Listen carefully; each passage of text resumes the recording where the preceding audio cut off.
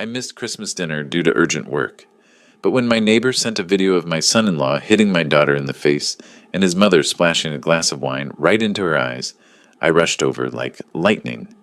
I kicked in the door, burst into the house, and said just 5 words. The son-in-law and mother-in-law panicked and started fleeing in terror. Before continuing, subscribe to the channel and write in the comments what time it is in your region right now.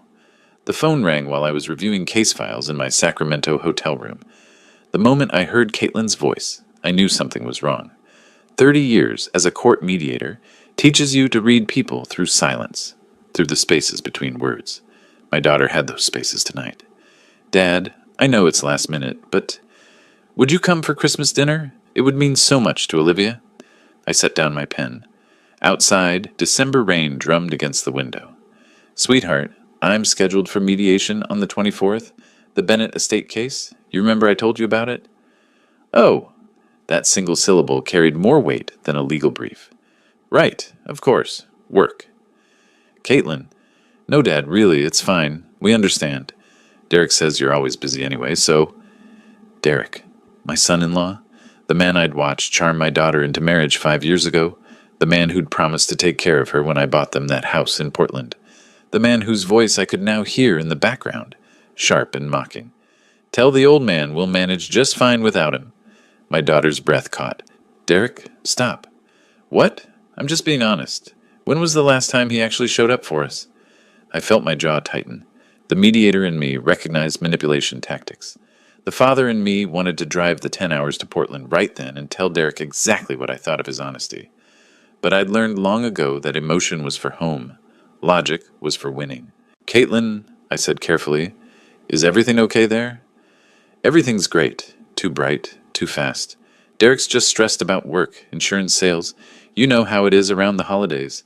Everyone wants their policies updated before the new year. Right. I made my voice neutral, professional. Well, I'm sorry about Christmas. This mediation has been scheduled for months. The family's been fighting over their mother's estate for 2 years. If I don't settle it now... I understand, Dad. Really. She was already retreating, putting up walls. We'll send you pictures. Olivia's going to be so disappointed, though. She made you a card. My granddaughter, 5 years old, gap-toothed smile, drawing pictures of dinosaurs with crayons. The thought of disappointing her felt like a stone in my chest. Tell her Grandpa will make it up to her, I promise. Sure? Merry Christmas, Dad. She hung up before I could respond. I stared at my phone, watching the screen fade to black, and that's when I heard it. Just before the connection died, Derek's voice again, louder now, triumphant. Finally! The old man won't ruin our holiday. I set the phone down carefully, very carefully, because if I didn't, I might have thrown it through the window. The thing about being a mediator is that you spend your days listening to people lie. They lie about money, about property, about love. They sit across from each other in my office and craft elaborate fictions about who said what, who did what, who deserves what. After 3 decades, I can spot a lie like a fisherman spots ripples in water. Caitlin was lying, not about the small things, about the big things, the things that mattered. I opened my laptop and pulled up the Bennett case files, but the words blurred together. Instead, I kept hearing my daughter's voice, that forced brightness, that desperate cheer, the way she'd cut the conversation short when Derek's tone shifted from mockery to menace. When was the last time I'd actually seen her? Thanksgiving. 6 weeks ago. She'd worn long sleeves despite the heated house. She'd stayed in the kitchen most of the evening, avoiding conversation. And when she'd reached for the cranberry sauce, I'd seen it. A bruise on her wrist. Purple-yellow, finger-shaped. I bumped into the cabinet, she'd said when I'd asked. I hadn't pushed, hadn't wanted to believe what my instincts were screaming.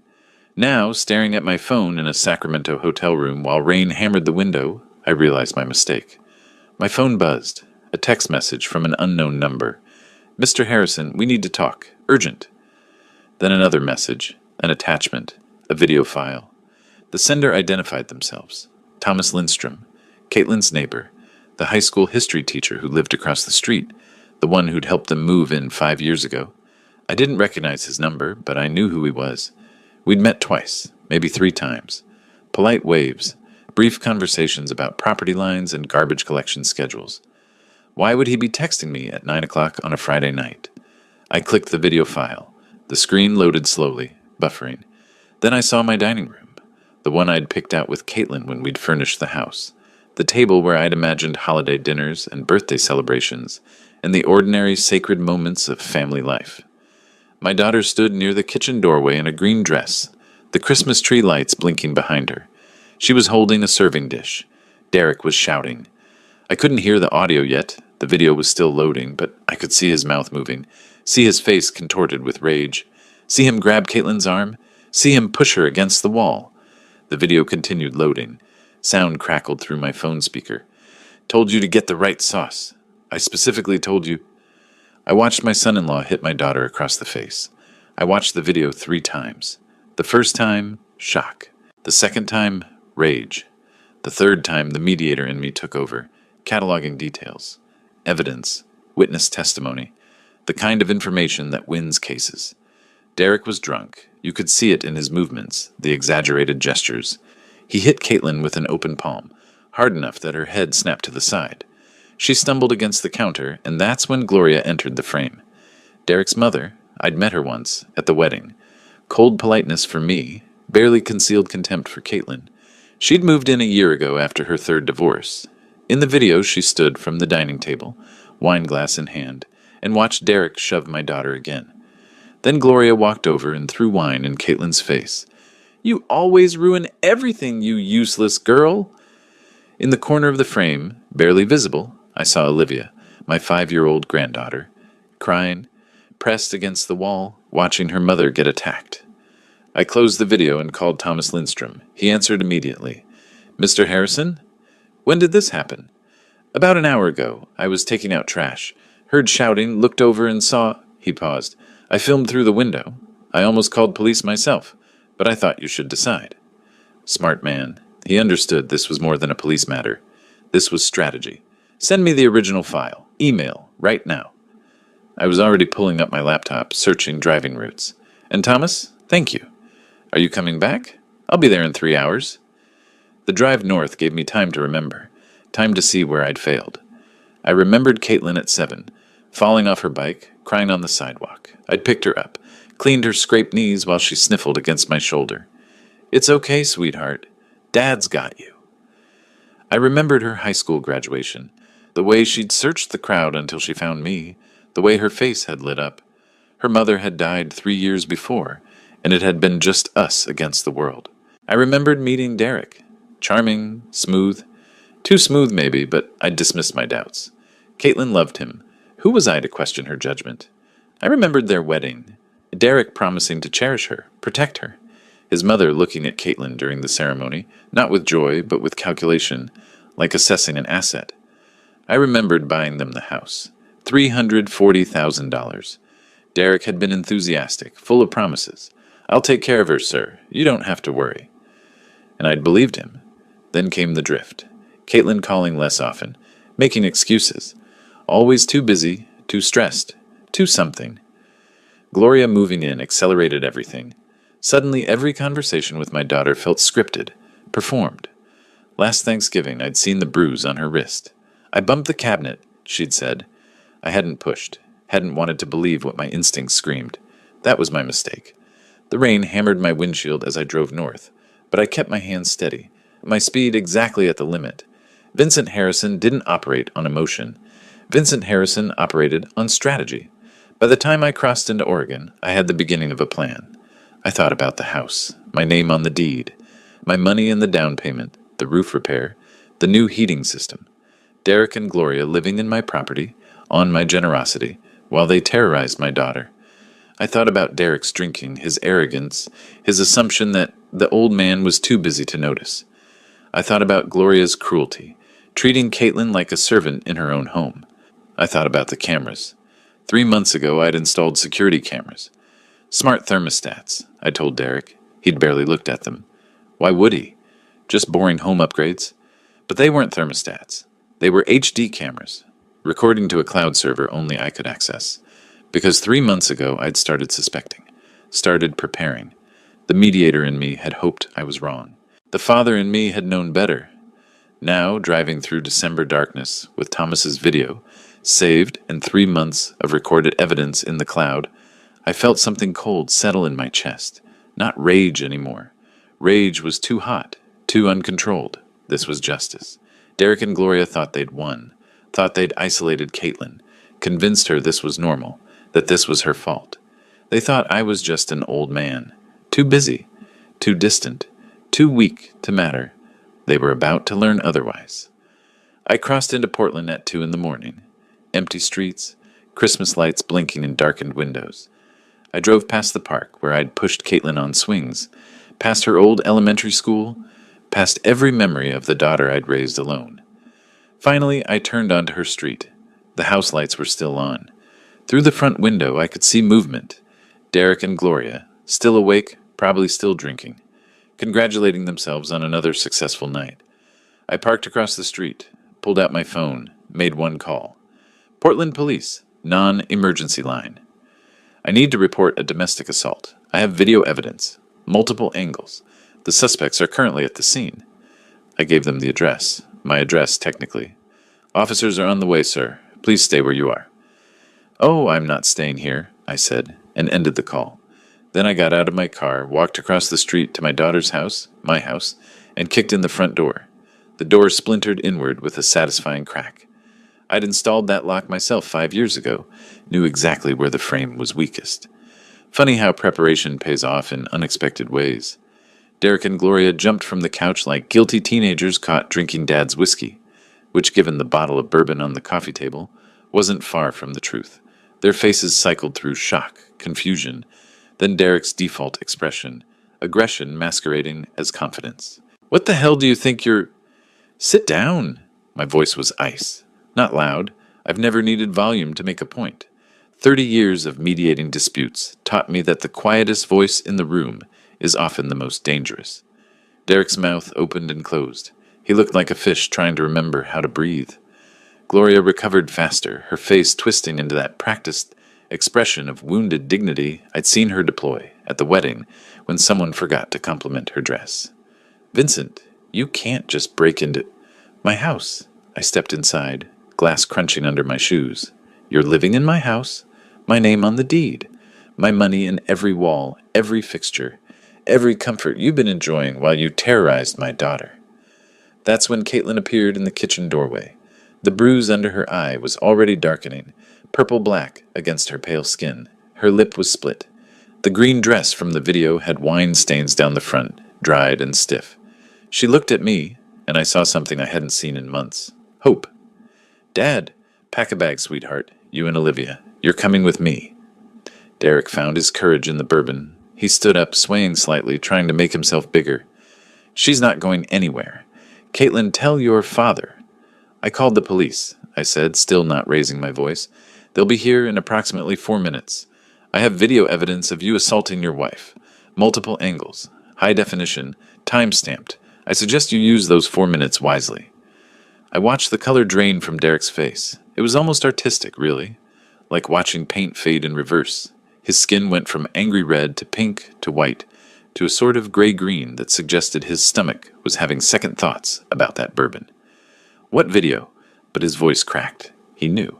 Somewhere in his alcohol-soaked brain, he knew. I pointed to the corner of the room. "Those aren't smart thermostats. They're security cameras. Have been for 3 months. Everything you've done, everything you've said, everything you thought was private, recorded, saved, time-stamped, backed up to a cloud server you'll never access." Gloria made a sound like a stepped-on cat. "You were spying on us?" "I was protecting my investment, and my daughter." I turned to look at her directly. "Tell me, Gloria, how does it feel knowing that every cruel word, every petty manipulation, every moment you made Caitlin feel small is now evidence, documented, preserved, ready to be played in court?" She stood up, grabbing her purse like it was a weapon. "You're insane. Derek, we should—" "Run?" I smiled. It wasn't a nice smile. "By all means. The police will love that. Nothing says innocent quite like fleeing the scene." Derek was staring at the cameras now, and I could practically see the calculations happening behind his eyes. 3 months. How many times had he hit Caitlin? How many times had he screamed, threatened, intimidated? How many times had Gloria thrown her verbal poison while he cheered her on? You can't, Derek started, but I cut him off. I can. I did. And here's what's going to happen next. I checked my watch. In 2 minutes, Portland police will arrive. They'll arrest you for domestic assault. They'll arrest Gloria as an accessory? Yes, Gloria. Throwing wine in someone's face while your son beats them counts as assault. You'll spend the night in jail. Then we'll see how this plays out in court. Sirens in the distance, getting closer. Derek's face twisted. You bastard. You think you can just... I think I can protect my daughter. I think I can use the legal system exactly as it was designed. I think I can make sure that what happened here tonight never happens again. I paused. And I think you should have treated Caitlin better when you had the chance. The sirens were loud now, right outside. Red and blue lights splashed across the walls, painting everything in patriotic colors that seemed deeply ironic given the circumstances. Derek lunged for the back window. Gloria followed him, her heels clicking frantically across the hardwood floor I'd paid to install. I didn't try to stop them. Why would I? Where were they going to go? Out into the December night, drunk and panicked, with police cars already pulling up outside. I walked to the kitchen, where Caitlin stood, frozen. Go get Olivia. Pack what you need for tonight. We'll come back for the rest tomorrow. Dad, I'm sorry. Don't. I took her face in my hands, careful of the bruises. Don't apologize for being a victim. Don't apologize for his choices. Don't apologize for any of this. She started crying. I held her while the police knocked on the broken door, while Derek and Gloria tried to explain why they were climbing out the back window, while my granddaughter emerged from her bedroom, rubbing sleep from her eyes. And I thought about how I'd failed to see this coming, how I'd dismissed the signs, trusted the wrong people, believed that distance and work were acceptable excuses for not protecting my own child. That mistake ended tonight. But the consequences? Those were just beginning. 3 a.m. The house lights painted everything in harsh clarity. Police! Hands where we can see them! 2 officers came through the broken door, hands on weapons. I raised my empty hands. Vincent Harrison, homeowner. I called this in. The suspects tried to flee through the back window. Behind me, Caitlin drew a sharp breath as more officers appeared around the house, flashlights cutting through darkness. Derek and Gloria stood in the backyard, caught halfway through the window.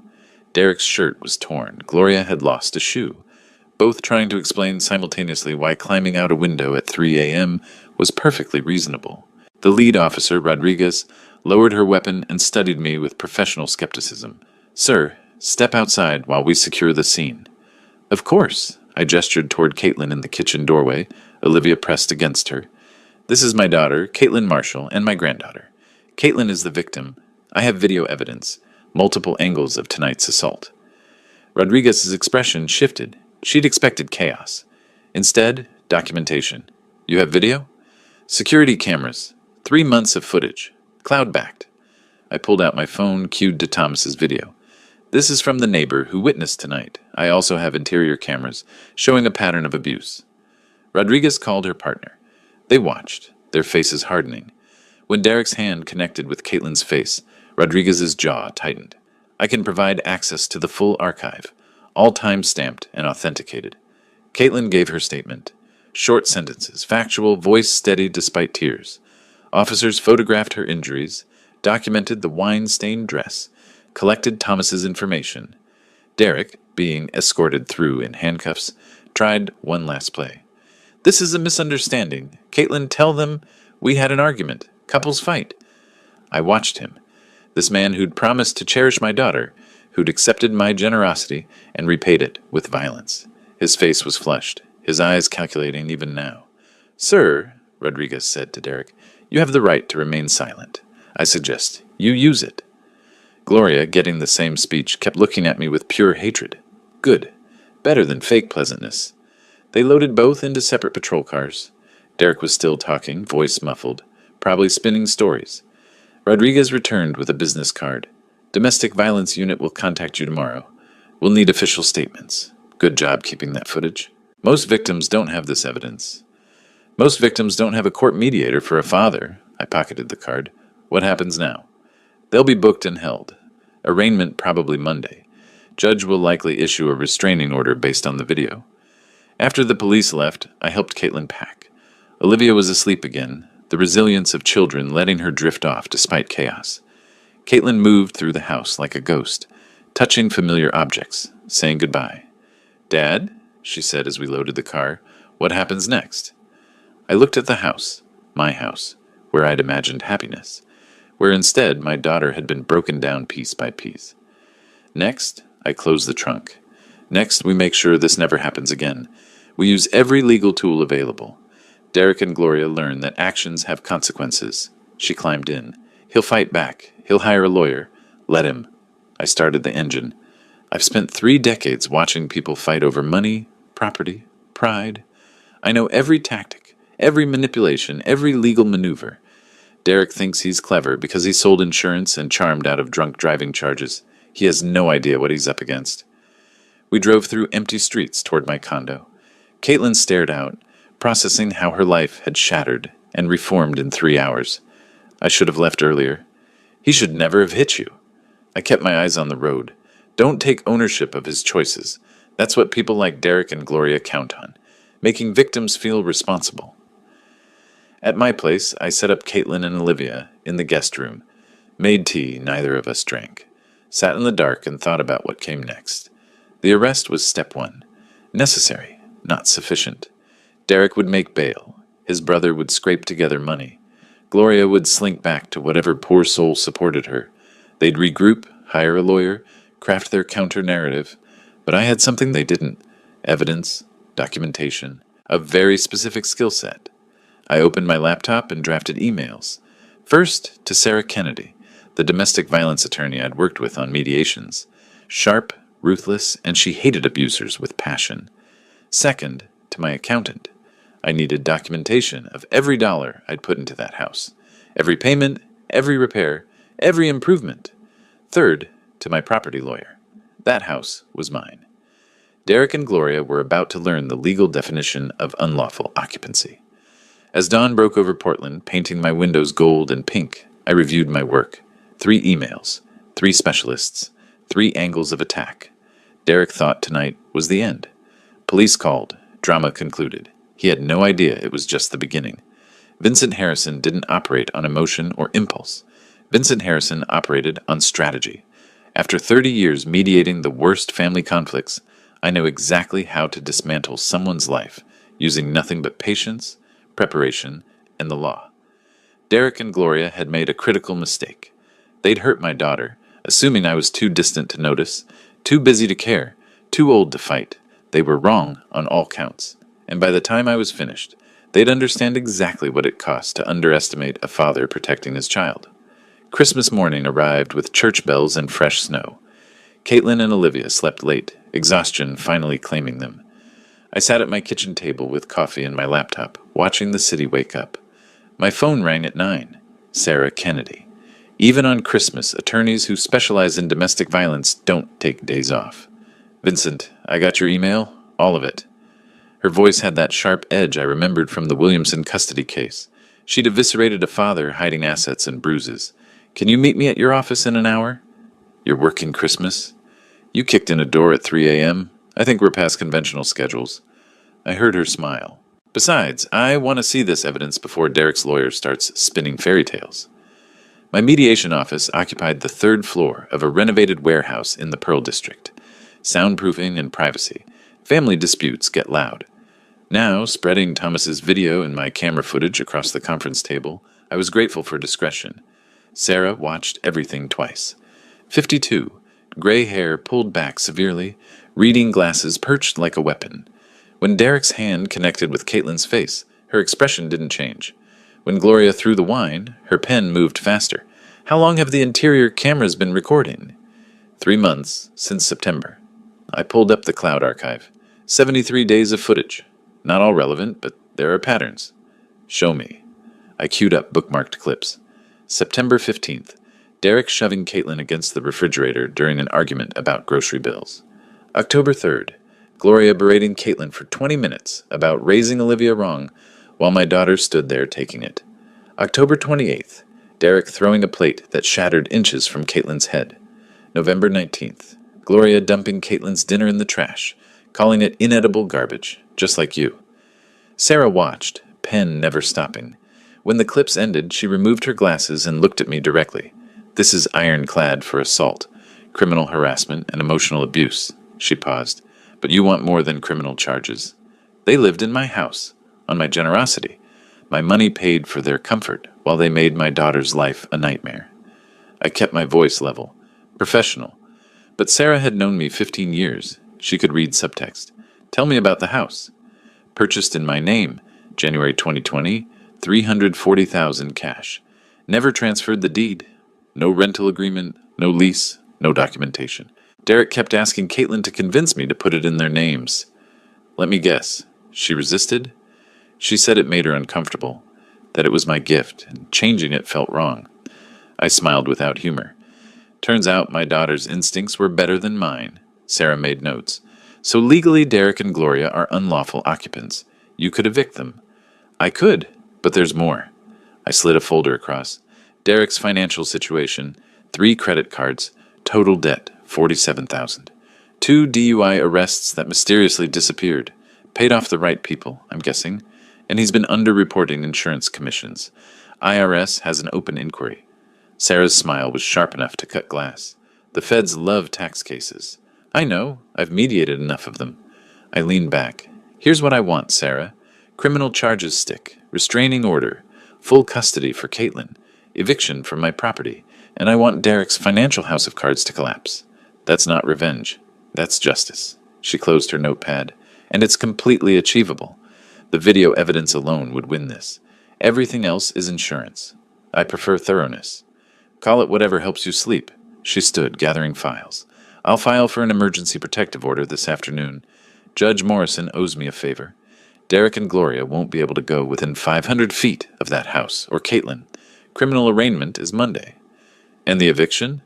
Separate civil matter, but I have colleagues in property law. Given the domestic violence context, we can expedite it. She paused at the door. Vincent, you did the right thing. Those cameras, keeping records, documenting everything. Most victims don't have this ammunition. Most victims don't have a paranoid mediator for a father. After she left, I sat alone watching snowfall. Somewhere in Portland, Derek was being processed out of county lockup, his brother scraping together bail. Gloria was calling ex-husbands, searching for shelter. They thought last night was the disaster. The arrest, the exposure, the humiliation. They had no idea last night was just the opening move. My phone buzzed, a text from an unknown number. This is Thomas Lindstrom. How is Caitlin? I've been worried. I replied, She's safe. Thank you for what you did. You may have saved her life. I should have acted sooner. I heard arguments before, but didn't want to intrude. I'm sorry. Don't apologize for his choices. You acted when it mattered. That's what counts. The dots appeared and disappeared several times. Finally, if you need anything, testimony, more evidence, anything, I'm here. Good people still existed, even on Christmas. The protective order came through at 6 p.m. Christmas Day. Judge Morrison, working from home, signed off on Sarah's emergency petition with unusual speed. Derek and Gloria were officially barred from coming within 500 feet of Caitlin, Olivia, or my property. Sarah called with the news, satisfaction clear in her voice. Derek's lawyer tried to argue he needed access to collect belongings. Morrison shut it down, said Derek gave up his property rights when he committed felony assault. His lawyer's already involved? Stephen Pierce, local guy, handles a lot of domestic cases. He's competent, but not brilliant. Derek's brother is paying? I checked. She paused. Pierce is already floating the... It was just an argument that got out of hand narrative. Typical. Let him. We have 73 days of evidence showing it wasn't. Monday morning, I sat in the courtroom gallery watching Derek's arraignment. He wore clothes his brother had brought, wrinkled khakis and a polo shirt, trying for respectable and landing somewhere around desperate. His face was drawn, the swagger completely gone. Gloria sat 3 rows behind him, separate counsel, looking like she'd aged a decade. When the DA read the charges, assault in the 4th degree, harassment, unlawful imprisonment, Derek's shoulders sagged. Pierce whispered something, but Derek barely responded. He looked like a man watching his life collapse in real time. The DA, a sharp woman named Chen, presented the video evidence on the courtroom screens. I watched the gallery reactions, gasps, headshakes, murmurs of disgust. When Derek's hand connected with Caitlin's face, someone behind me whispered, Jesus! Derek's face flushed red, then drained to gray. His hands trembled on the defense table. He looked at his lawyer with something approaching panic, and Pierce could only shake his head slightly. The evidence was overwhelming. Judge Morrison set bail at $50,000. Derek's brother, sitting in the front row, put his face in his hands. That was $25,000 in actual cash, money his family probably didn't have easily accessible. Gloria's arraignment was shorter. Her lawyer, a nervous young woman who looked fresh out of law school, tried to argue that throwing wine wasn't assault. Morrison's expression suggested he'd heard stupider arguments, but not recently. Bail set at $20,000. I left before the proceedings finished. I'd seen what I needed to see. The moment Derek understood he wasn't charming his way out of this one. Wednesday afternoon, I got the call I'd been waiting for. My property attorney, Marcus Webb, a man who'd handled 3 previous eviction cases for my mediation clients. Vincent, this is straightforward. The house is yours. No documentation transferring any rights. And now there's a restraining order preventing them from returning. We can file for immediate eviction. Given the domestic violence context, no judge will make you wait the standard 30 days. How fast? Emergency hearing, maybe Friday. You'll have possession by next week. He paused. They'll probably try to claim tenant rights, argue they have 90 days, something like that. Won't work. They're unlawful occupants who committed violent crimes in your property. Do it. That evening, I made dinner for Caitlin and Olivia. Spaghetti, nothing fancy, but Olivia ate 3 helpings. Caitlin picked at her food, her face healing, but her eyes still haunted. Dad? She set down her fork.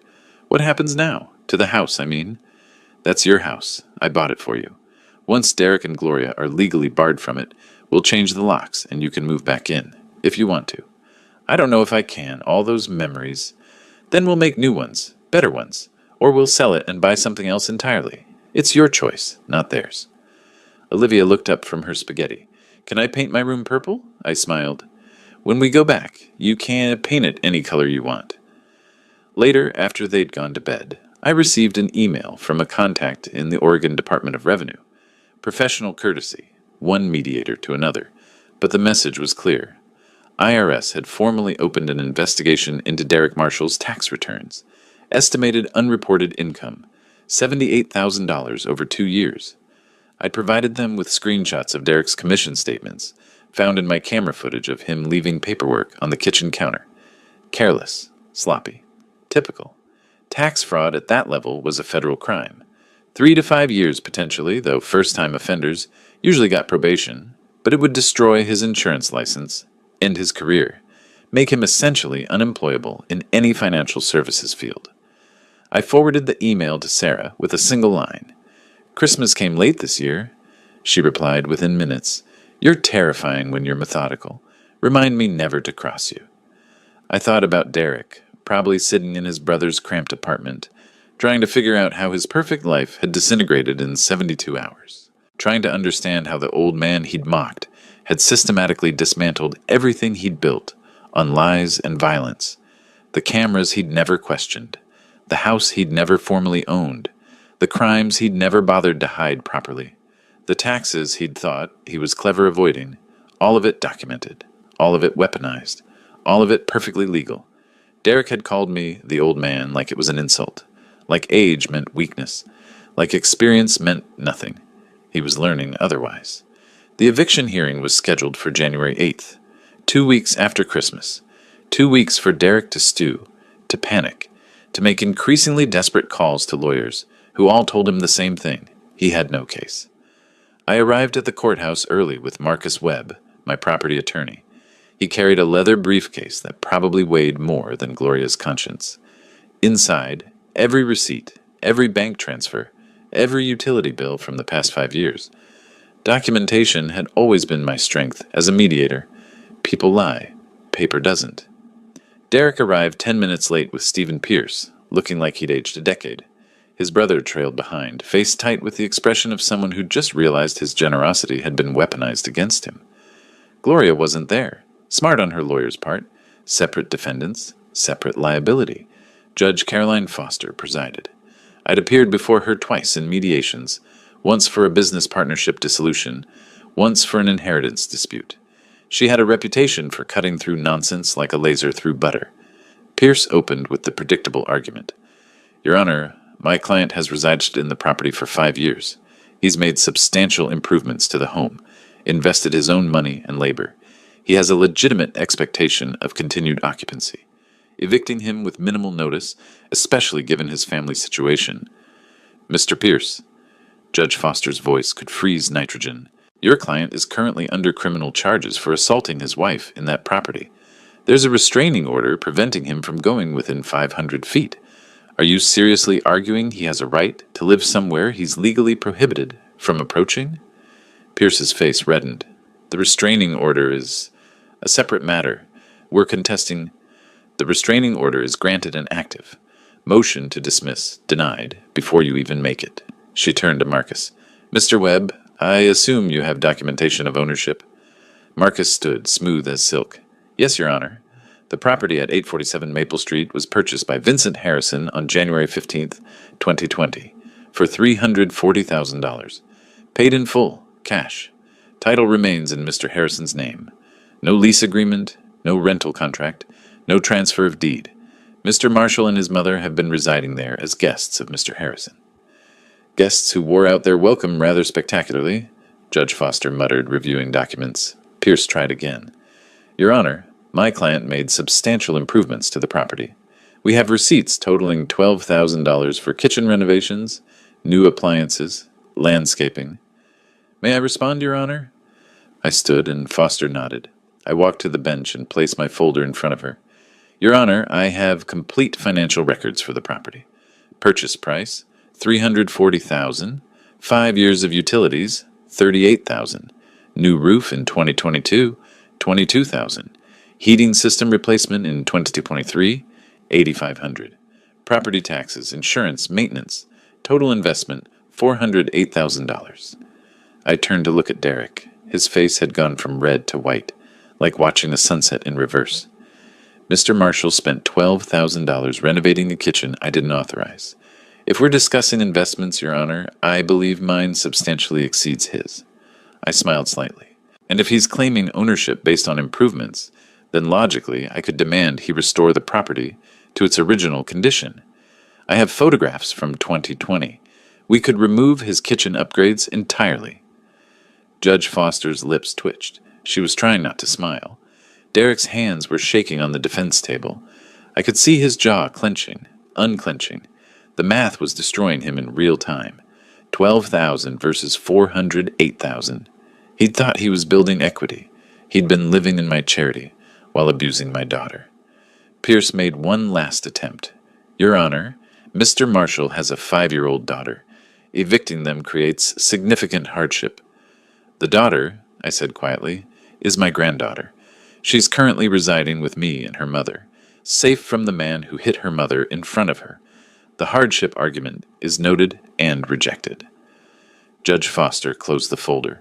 Mr. Marshall, you have 30 days to vacate the premises. All property belonging to Mr. Harrison remains with Mr. Harrison. You may remove personal effects only. Any attempt to remove, damage, or otherwise interfere with Mr. Harrison's property will result in additional charges. The restraining order remains in full effect. She banged her gavel. We're adjourned. Derek sat frozen. His brother put a hand on his shoulder, but Derek shook it off violently.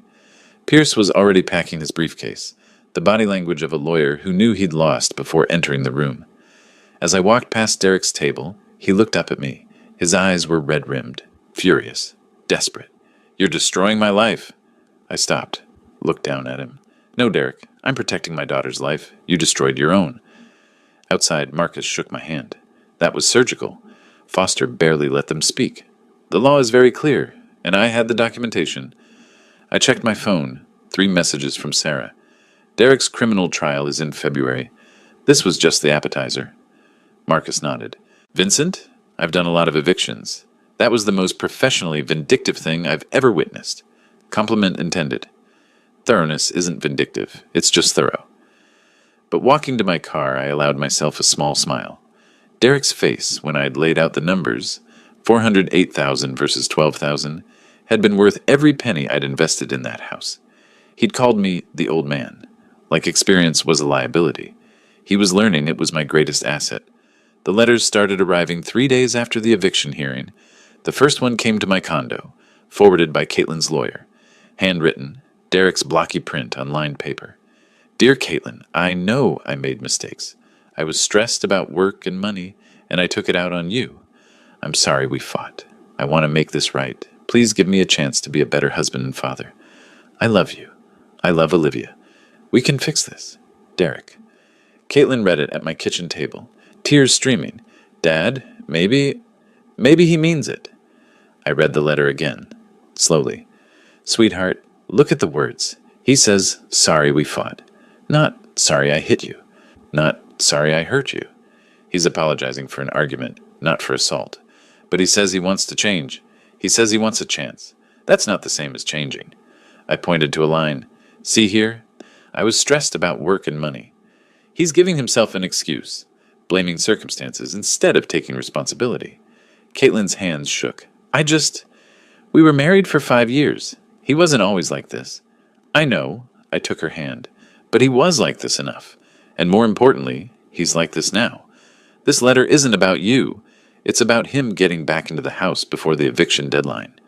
She wiped her eyes, reading it again. I watched the realization dawn, the manipulation visible once you knew where to look. The second letter arrived 2 days later, then a third. Then Gloria sent one. Dear Caitlin, I know we had our differences, but family is forever. Derek loves you so much. He's just been going through a difficult time. Please find it in your heart to forgive. Your loving mother-in-law, Gloria. Loving mother-in-law, Caitlin read aloud, voice flat. She threw wine in my face and called me worthless. That's love? It's desperation. I threw the letter in recycling. They're losing everything and need you to cave. Don't. She didn't. But Derek's world continued collapsing in satisfying ways. Mid-January, Sarah called with news. IRS formally filed charges. Tax evasion, $78,000 in unreported income over 2 years. Federal prosecutors are offering a plea.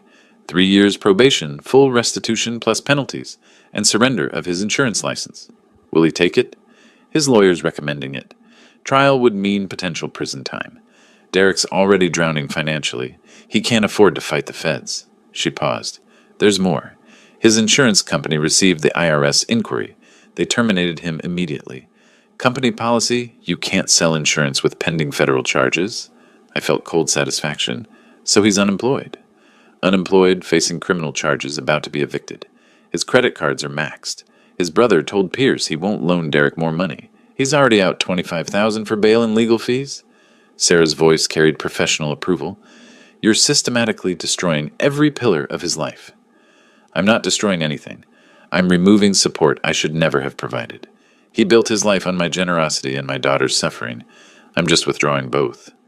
Well, the withdrawal is working. Pierce called yesterday asking if you'd consider negotiating a settlement. No. That's what I told him. She laughed. He seemed surprised. I told him you weren't the negotiating type when it came to people who hit your daughter. Accurate assessment.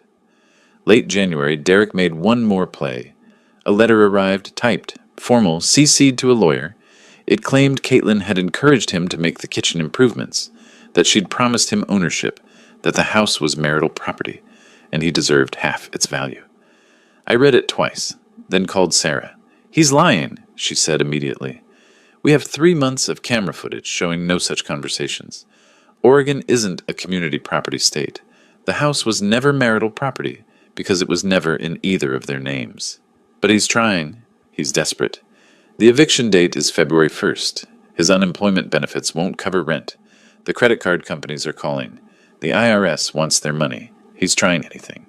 Let him try. I kept my voice level. Document every false claim. Add it to the evidence file. Vincent, I have to ask, how far are you planning to take this? I thought about Caitlin's split lip, about Olivia crying in the corner, about 5 years of my daughter being slowly ground down, as far as the law allows. February arrived with freezing rain and poetic justice. The eviction date came.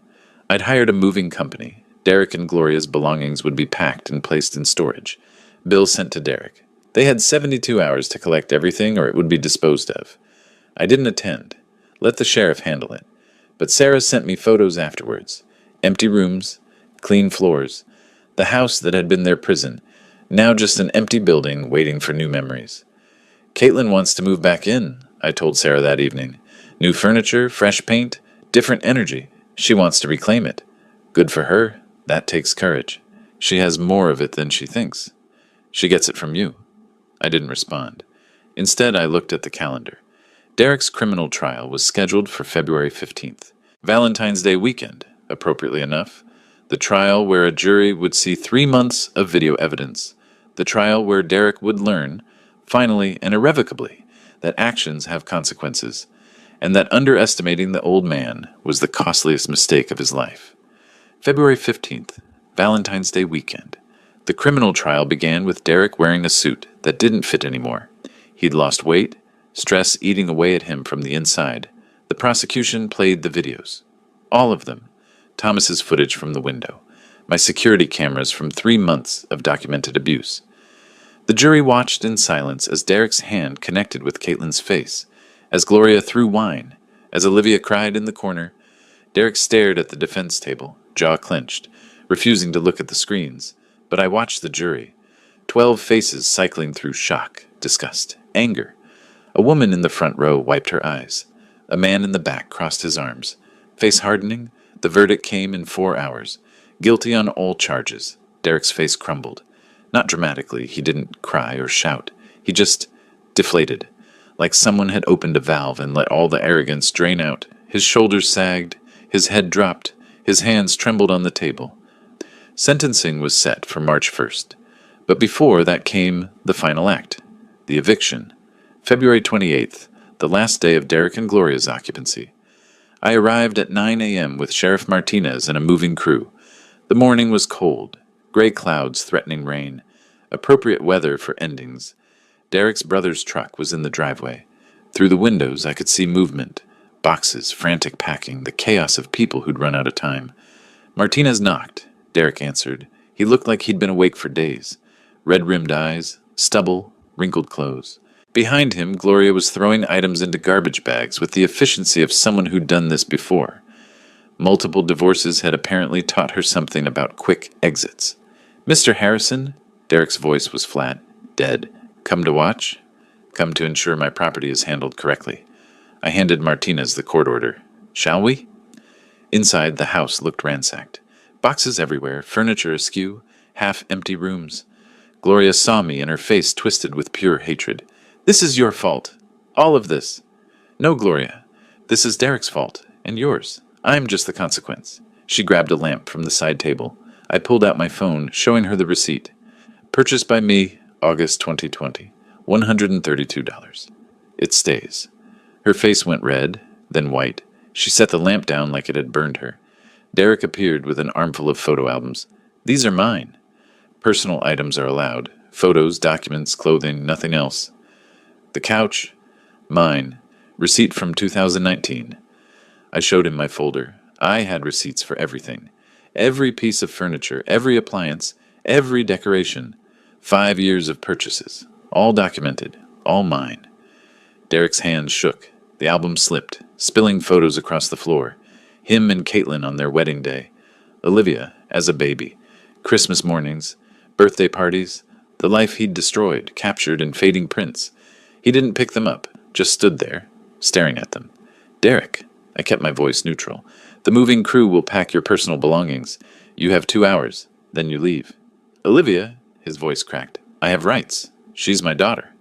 "You have supervised visitation. Every other Saturday, 3 hours, supervised by Child Protective Services. The family court order is very clear." I handed him a copy. "Break those rules, and you lose even that." His face contorted. Rage, grief, desperation, all fighting for dominance. "You took everything from me. My wife, my daughter, my house, my job." "I took nothing." I stepped closer, voice cold. "You hit your wife. You lost your job by evading taxes. You lost this house because it was never yours. Every consequence you're facing is the result of your choices, not mine." "You self-righteous." He shoved me, hard, hands flat against my chest. I didn't budge. 64 years old, but I'd been ready for this. I'd seen it coming in his eyes. Martinez moved faster. "Mr. Marshall, step back, now!" Derek realized his mistake instantly. The color drained from his face. It wasn't... "You just violated the restraining order." Martinez was already reaching for his handcuffs. "Physical contact with Vincent Harrison within 500 feet of the residence. That's a clear violation? No, wait. Derek backed up, hands raised. But Martinez wasn't waiting. Turn around. Hands behind your back, Gloria screamed. Derek, don't! But he was already in cuffs, already being read his rights again, already being escorted to the patrol car parked outside. I stood in my living room, and watched through the window as they loaded Derek into the back seat, his face pressed against the glass, looking at the house. His house, he'd thought. The kingdom he'd ruled with fists and cruelty. Now, just a building he'd never enter again. Gloria grabbed her purse and ran, didn't even finish packing. Just ran to the truck and drove away, leaving half her belongings scattered across the bedroom floor. Martinez came back inside. Additional charges will be filed. That was impressively stupid of him. Desperation makes people stupid. I looked around at the chaos. How long until the movers finish? 2 hours. We'll inventory everything that stays, everything that goes. You'll have full documentation. After they left, I walked through the empty rooms. 5 years of Derek and Gloria, slowly erased. In Olivia's room, I found drawings on the wall, crayon stick figures labeled Mommy and Grandpa and me. No Derek. Even at 5, she'd known. I took photos of the drawings before the painters came. Caitlin would want them. Outside, the rain finally started. Cold February rain washing the driveway clean. March came with unexpected warmth. Early spring in Portland, cherry blossoms erupting like hope against gray skies. Derek's sentencing hearing was brief. Judge Morrison wasn't inclined toward mercy. 18 months probation for the assault and restraining order violation. 3 years for the tax evasion, running concurrent. Community service, anger management classes, and the restraining order extended indefinitely. Mr. Marshall, Morrison said, looking down from the bench, you beat your wife in front of your daughter. You violated a court order. You evaded federal taxes. You've shown no genuine remorse, only self-pity. If you violate probation even once, you'll serve the maximum sentence in custody. Do you understand? Derek stood like a statue. Yes, Your Honor. I didn't attend the sentencing. Sarah sent me the transcript. I read it over coffee in my condo while Caitlin and Olivia moved back into the house. Their house now, legally transferred to Caitlin's name. A gift with no strings, no Derek, no memories of violence. Gloria fled to Arizona. Her first ex-husband took her back with conditions. She called Caitlin once, voice slurred with wine, rambling about family and forgiveness. Caitlin hung up and blocked the number. Some people never learn. Derek found work as a warehouse loader. 37 years old with a criminal record and no professional license, his insurance career obliterated. The job paid $14 an hour. After probation fees, restitution to the IRS, and child support, he netted about $800 a month. His brother stopped taking his calls after Derek asked for money, one too many times. The divorce finalized in April. Caitlin got full custody. Derek got every other Saturday supervised visits, which he attended exactly twice before stopping altogether. Too humiliating, apparently, having a social worker watch him try to connect with the daughter who flinched when he raised his voice. By May, Olivia stopped asking about him. I visited Caitlin in early June. The house looked different. New furniture, painted walls, curtains that actually let light in. She'd turned Derek's man cave into an art studio. Olivia's drawings covered the walls, bright splashes of color replacing the dark leather and sports memorabilia. We sat on the back porch, Caitlin and I, watching Olivia chase butterflies in the garden I'd planted the previous week.